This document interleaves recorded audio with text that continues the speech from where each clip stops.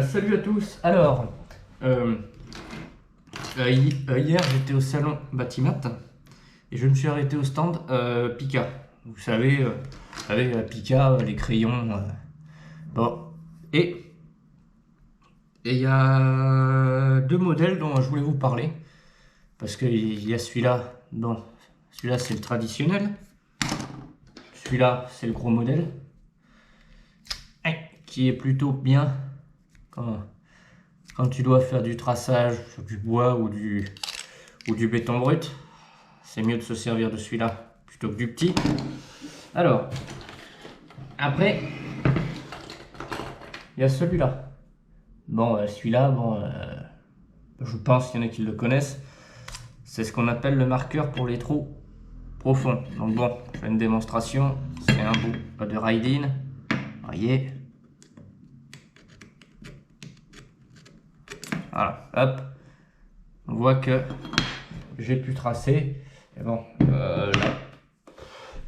la taille de la mine, je pense qu'elle doit faire peut-être 2 cm de long, je pense. Voilà.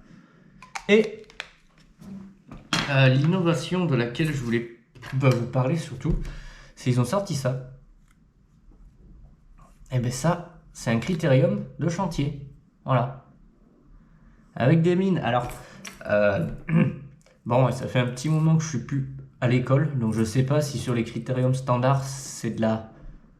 je vais rapprocher l'étui des mines, je sais pas si on va bien voir. Voilà. Donc moi j'ai pris des mines en H, il existe en HB.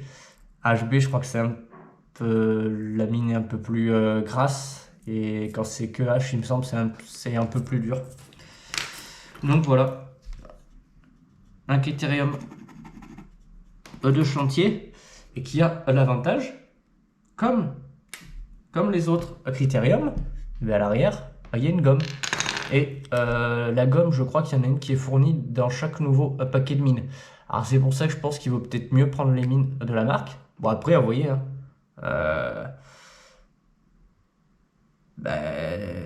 c'est comme les autres modèles de chez Pika, sauf le Big Drive.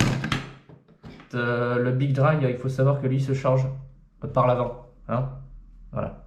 Vous ne chargez pas par l'arrière, parce que je pense que si vous arrachez le capuchon, et là voilà, pour la gomme. Alors je vous ai pas dit le nom du crayon, c'est le Pika Fin Dry, ou alors le Pika Dry 09.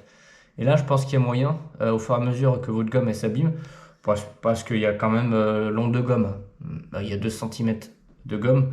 Bon, après voilà, moi qui bosse dans les lecs industriels, je sais que ça va beaucoup me servir lorsque j'ai des modifs de schéma à faire dans des armoires pour des armoires électriques, quand j'ai fait des modifications, parce qu'il faut toujours modifier son schéma, pour celui qui intervient après, il s'embête pas.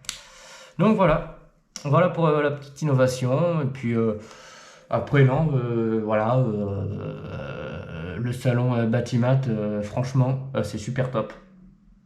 Il n'y a que des professionnels, les gens avec qui on parle, ils sont intéressés par leur métier, voilà, c'est vrai que c'est autre chose que moi, j'avais encore jamais fait de salon pour les professionnels de ma vie. Moi, j'avais l'occasion de faire des salons de l'habitat ou des choses comme ça, où on voit qu'il y a beaucoup de gens qui veulent nous vendre des choses, mais qui, des fois, maîtrisent pas le sujet, mais eux, bon, ils veulent vendre. Alors que là, chez Batimat, c'est pas du tout cet esprit-là. Franchement, c'est super top, et si un jour vous avez l'occasion de le faire, ben faites-le. Voilà, donc je crois que j'ai tout présenté. Et oui, sinon, si vous n'avez pas ce marqueur-là, lorsque vous avez besoin de marquer dans un trou qui est profond et qu'une mine passe quand même, bah vous faites ça. Hop, hop, hop. Vous avancez et vous tracez.